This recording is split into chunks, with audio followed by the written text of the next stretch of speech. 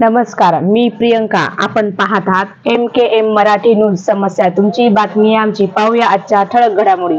वेणी धरणात जलसाठा वाढल्याने कान्हा येथील शेतकऱ्याचे मोठे नुकसान. तात्काळ मदत द्या, शेतकऱ्याची मागणी.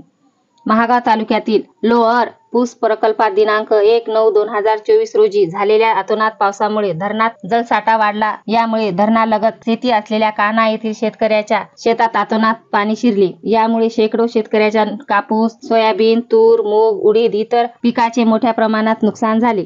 सतत 2 दिवस सोयाबीन शेतात पाणी साठून राहिल्याने जास्त पेरा असलेले सोयाबीन पीक हे काळे पडले असल्याने शेतकऱ्याचे मोठे नुकसान झाले आहे.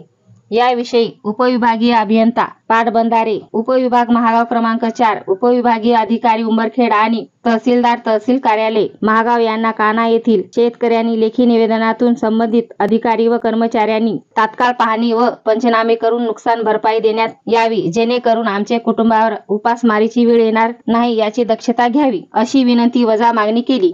धरणात जलसाठा वाढत असताना धरणाचे काही दरवाजे व्यवस्थेनुसार खोलून पाण्याचा निसर्ग केला असता तर या आसमानी संकटास आम्हा तोंड द्यावे लागले नसते. या लोअर पूस प्रकल्पाचे अधिकारी ही तेवढेच जबाबदार असल्याची खदखद शेतकऱ्यांनी निवेदनातून व्यक्त केली आहे. यावेळी शेख नूर शेख अमीर, विठ्ठलराव पवार, शंकरराव कानेकर, महेश आंबेकर, सुभाष नरवाडे, श्यामराव आंबेकर, रियाज कुरेशी, गणेश कानेकर असे कान्हा येथील सर्व शेतकरी निवेदनादरम्यान उपस्थित होते. शेख नूर शेख अमीर, मुक्काम पोस्ट कान्हा, तालुका मंगळवेढा, जिल्हा यवतमाळ. कान्हा येथील मी शेतकरी आहे.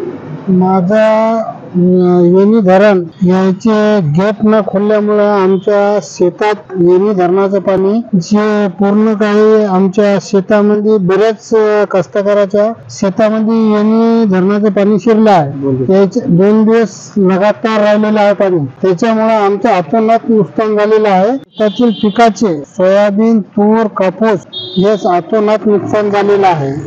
तरी आम्हाला शासनाद्वारे नुकसान भरपाई देण्यात यावं याच्यासाठी आम्ही तहसीलला निवेदन दिलेलं आहे.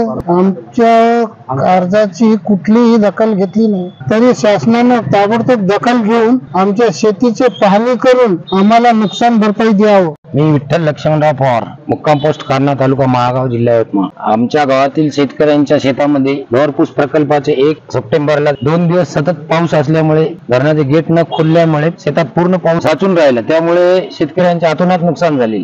तूर, कापूस, सोयाबीन आणि इतर पिकांचे नुकसान झाले. याचे निवेदन आम्ही माननीय तहसीलदार साहेबांना आणि पाटबंधाऱ्यांना दिले. MK मराठी न्यूज करता ब्युरो मायाताई सागर पायकराव. तुम्ही जर आमच्या चॅनलला सबस्क्राईब केले नसेल तर सबस्क्राईब करा, लाईक करा व शेअर करा.